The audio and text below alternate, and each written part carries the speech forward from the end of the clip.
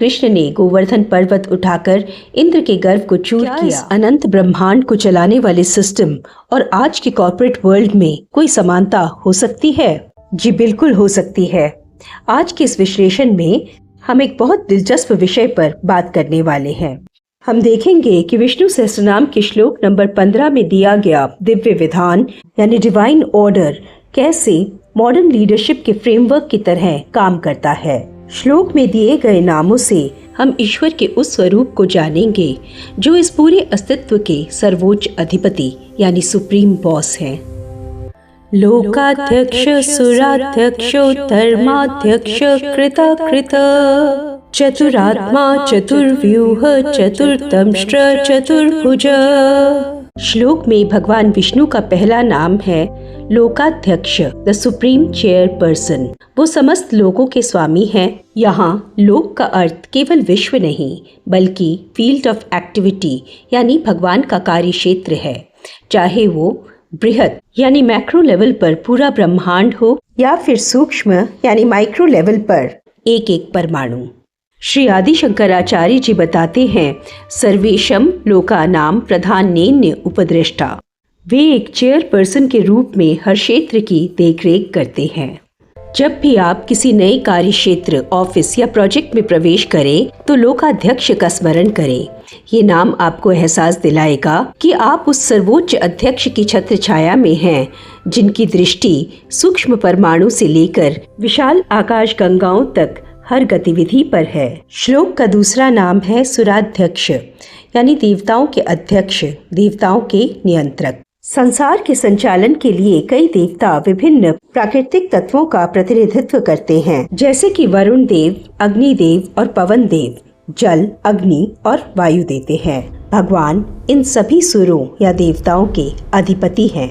एक बार जब इंद्रदेव ने अहंकार में गोकुल को नष्ट करने के लिए मूसलाधार बारिश की, तब भगवान कृष्ण ने गोवर्धन पर्वत उठाकर इंद्र के गर्व को चूर किया। उन्होंने सिद्ध किया कि वो ही असली सुराध्यक्ष है, जो बड़ी शक्तियों को भी करेक्टिव गाइडेंस देते हैं। ये नाम हमें सिखाता है कि असली लीडर वही है जो अपने सबसे पावरफुल या सबसे इन्फ्लुएंशियल टीम मेंबर्स को भी सही समय पर सही गाइडेंस दे सके। चलिए अब बढ़ते हैं श्लोक के तीसरे नाम की तरफ, जिसकी विशेषता है एथिकल अकाउंटेबिलिटी या नैतिक जवाबदेही। ये नाम है धर्माध्यक्ष, जो धर्म और अधर्म दोनों पर निरंतर नजर रखते हैं ताकि प्रत्येक कर्म का उचित फल दिया जा सके। वे सुनिश्चित करते हैं कि ब्रह्मांड के नैतिक नियम कभी न टूटे। मॉडर्न लीडरशिप को ये नाम एथिक्स की प्रेरणा देता है। जब हम ये मान लेते हैं कि कोई सुप्रीम पावर हमारे हर काम को मॉनिटर कर रही है, तो इंटीग्रिटी के साथ काम करना ज्यादा आसान हो जाता है। मुश्किल से मुश्किल हालात में भी इंसान गलत रास्ते पर जाने से बच जाता है। श्लोक का चौथा नाम कृताकृत, कॉज एंड इफेक्ट मैनेजमेंट यानी कारण और प्रभाव के प्रबंधन को दर्शाता है। ये नाम दो शब्दों के मेल से बना है, कृत और अकृत। कृत जो पूर्ण क्रिया है या वो कार्य है जो प्रकट हो चुका है यानी इफेक्ट।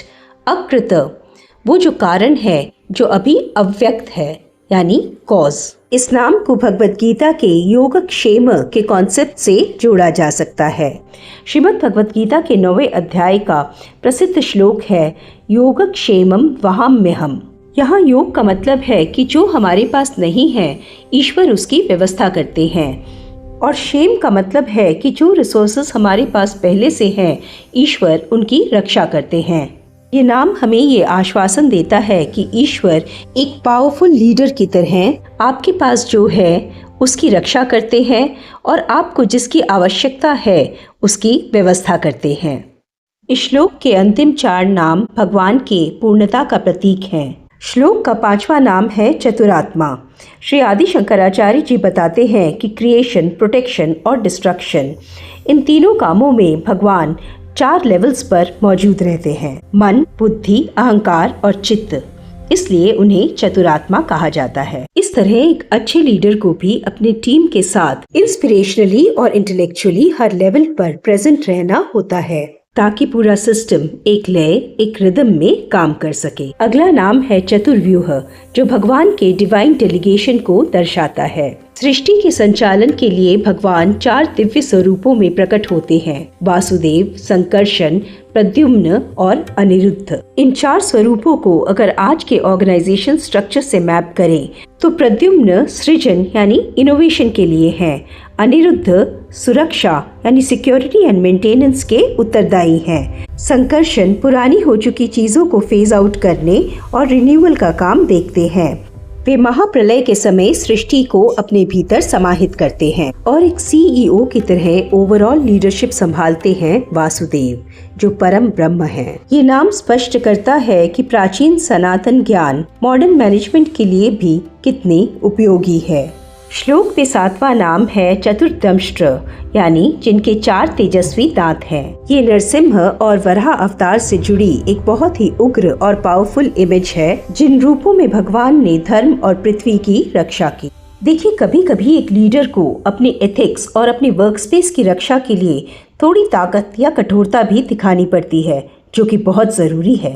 अब आते हैं श्लोक के अंतिम नाम पर, चतुर्भुज, 4 भुजाओं वाले। उनकी 4 भुजाओं में शंख, चक्र, गदा और पद्म है, जो जीवन के 4 पुरुषार्थ धर्म, अर्थ, काम और मोक्ष प्रदान करती हैं। इस नाम पर स्वामी चिन्मयानंद जी की एक रोचक व्याख्या है, जो मैनेजमेंट के नजरिए से भी बिल्कुल सटीक बैठती है। उन्होंने इन 4 चीजों को मैनेजमेंट में उठाए जाने वाले सीक्वेंशियल करेक्टिव एक्शन की तरह समझाया है। शंख धर्म के मार्ग पर चलने का आह्वान है। इसे ऐसे समझिए कि जब कोई एम्प्लॉय या सिस्टम ट्रैक से उतरता है तो लीडर सबसे पहले शंख बजाता है। ये एक वार्निंग है, सही रास्ते पर लौटने का कॉल। अगर बात नहीं बनती तो गदा का इस्तेमाल होता है। ये हमारे जीवन में छोटी परेशानियां या चैलेंजेस पैदा करता है, ताकि हम ईश्वर को याद करें और धर्म के मार्ग पर वापस आएं। यानी थोड़ी सी सख्ती या माइनर करेक्टिव एक्शन, ताकि इंसान सुधर जाए। फिर भी बात ना बने तो समय का चक्र चलता है, जो सीधे तौर पर गलत प्रैक्टिसेस या अधर्म का पूरी तरह से अंत करता है। और ये सारा एक्शन किस लिए? ताकि आखिर में पद्म यानी कमल खिल सके, जो फाइनल गोल यानी अंतिम लक्ष्य या मोक्ष को दर्शाता है। तो दोस्तों, ये श्लोक 15 हमें डिवाइन ऑर्डर से अवगत कराता है और हमें सिखाता है कि हम अपने कार्य को, अपने कर्मों को पूरी ईमानदारी और निष्ठा से करें और उनके रिजल्ट्स उस कॉस्मिक सीईओ पर छोड़ दें, जो छोटे से एटम से लेके पूरी गैलेक्सीज को इतनी फ्लॉलेसली संभाल रहे हैं। अगर ये व्याख्या पसंद आई हो तो औरों के साथ शेयर करें। कमेंट में जय श्री हरि लिखना न भूलें। मिलते हैं अगले श्लोक के साथ, तब तक के लिए जुड़े रहिए सनातन वाइब्स से। ओम नमो नारायणाय।